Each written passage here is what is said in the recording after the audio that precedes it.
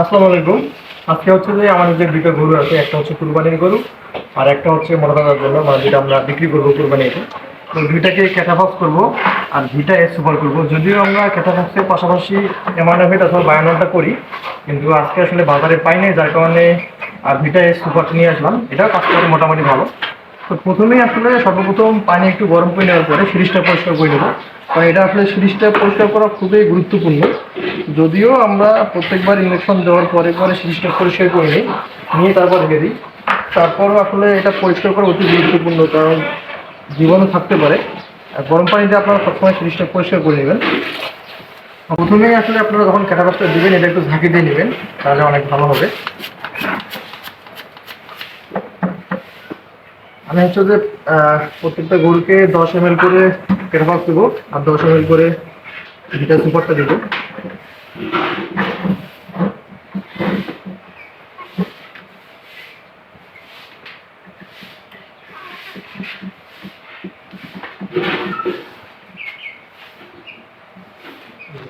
প্রথমেই আমাদের যে কুরবানির গরুটা আছে ওই গরুটাকে দিব, ক্যাটাভক্স করব প্রথমে। তো এখানে আপনাদের একটা বিষয় বলে রাখি, আপনারা যারা আসলে নিজের ইনজেকশন দেন, ম্যাক্সিমাম ক্ষেত্রে যারা খামারি আছে তারা নিজেরাই দেওয়ার চেষ্টা করে। তো ইঞ্জেকশন দেওয়ার ক্ষেত্রে অনেকে আসলে করে কি, মানে আসার সাথে সাথে গরুকে হুট করে ইঞ্জেকশন দিয়ে দেয়, এভাবে না দেওয়াটাই ভালো। কারণ হচ্ছে কি, একটা গরুকে যখন আপনি আচমকা ইঞ্জেকশনটা দিবেন, এই সিরিজগুলো কিন্তু অনেকটা মোটা হয় সাধারণ, মানে আমাদের নর্মাল সিরিজের থেকে, যে আমরা যেগুলোতে দিই আর কি। এই রকেট সিরিজগুলো মোটা হওয়ার কারণে হঠাৎ করে যখন আপনি দিবেন, তখন দেখবেন যে অনেক সময় গরুর আপনার ভেনমে হঠাৎ করে পড়ে গেলে ভেনমটা ছেড়ে দিতে পারে, এক্ষেত্রে রক্তপাত হয়। আবার অনেক সময় গরু ভয় খায়। তো এরপর হচ্ছে প্রথমে আমরা আসলে ক্যাটাফক্স দিলাম, এবার এখন দেবো হচ্ছে আপনার ভিটা এস সুপারটা। তো প্রত্যেকটা গরুকে, মানে আমাদের যে দুইটা গরু এখন দিব আর কি, এই দুইটা গরুকে যেহেতু প্রথমেই এটাকে দিলাম 10 ml আপনার ক্যাটাফক্স, এবার 10 ml ভিটা এস সুপারটা দিব। তো ভিটা এস সুপারটা কিন্তু ভালো কাজ করে, যেটা আমি প্রথমেই বললাম যে আমরা কিন্তু এমানোভেট এবং বায়োনলটাই করি ক্যাটাফক্সের পাশাপাশি, কিন্তু যেহেতু বাজারে পাইলাম না, আর এটাও মোটামুটি ভালো কাজ করে। তো এটা নিয়ে আসলাম, এটাও দিব এখন। তো প্রথমে এক সাইডে আমি আগে ক্যাটাফক্সটা দিয়ে নিছি, প্রথমে আমি ডান সাইডে দিয়েছিলাম ক্যাটাফক্সটা, এবার বাম সাইডে দেবো আপনার বায়োনলটা। তো মূলত কখনোই আপনারা যখন দুইটা ইঞ্জেকশন করবেন, ক্যাটাফক্স বায়োনল বা ক্যাটাফক্স অ্যামাইনোভেট, কখনোই এক সাইডে দুইটা দিবেন না। ধরেন এক সাইডে আপনি ক্যাটাফক্সটা দিলেন, আবার আরেক সাইডে আপনি অ্যামাইনোভেট বা বায়োনল বা যেটাই দেন না এখন ওটা দেবেন, তাহলে এক্ষেত্রে ভালো হবে। আর সবসময় চেষ্টা করবেন গরুকে শান্তভাবে দেওয়ার জন্য, কোনোভাবে যেন গরু আচমকা ভয় না খায়।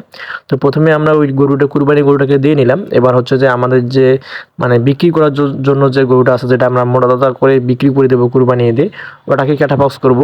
তো ওটা অবশ্য আমরা কিছুদিন আগে কিনে নিয়ে আসছি, যদিও ওটার খাওয়ার রুচি মোটামুটি ভালো আছে আমাদের কুরবানির গরুটার থেকে।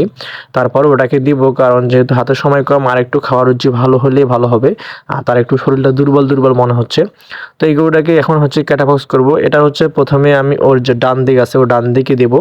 তো যেহেতু আমি সবসময় চেষ্টা করি গরুগুলো যেখানে আমি ইঞ্জেকশন পুশ করবো, ওই জায়গাটা একটু হাত দিয়ে আপনার একটু মানে থাপড়াই নিতে বা একটু ইয়া করে নিতে, যাতে তারা একটু ব্যথা পায় কম। এটা করলে ভালো হয় গরুর ক্ষেত্রে, তারা আসলে আচমকায় বা ভয় পায় না বা চমকায় যায় না। এটা অনেক ভালো একটা জিনিস, আমি বারবারই আপনাদেরকে বলতেছি যে আপনারা কখনোই আচমকা ইঞ্জেকশন দিবেন না। যদি কোনো গরু থাকে এরকম যে কাছে যাইতে দিচ্ছে না বা ভয় পাচ্ছে বা লাথি করতেছে, সেক্ষেত্রে হিসাবটা আলাদা।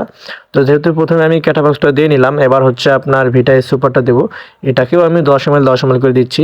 এক্ষেত্রে বিষয় হচ্ছে কি, অনেকে বলবে যে ভাই 15 ml বা 20 ml দেন। সাধারণত আমরা এই সাইজের গরুগুলোকে আমরা 10 ml করে দিয়ে থাকি। আর চাইলে অনেকেই 15 ml দিতে পারেন, 20 ml দিতে পারেন। তবে আমার কাছে 10 ml দেওয়াটা বেশি সেফ মনে হচ্ছে, কারণ তাদের যেহেতু বডি ওয়েট বর্তমান কম আছে, প্লাস দুর্বল আছে, বেশি মাত্রায় আমি দিতে চাচ্ছি না। ভিডিওটা সবাই শেয়ার করে দিবেন। ধন্যবাদ সবাইকে।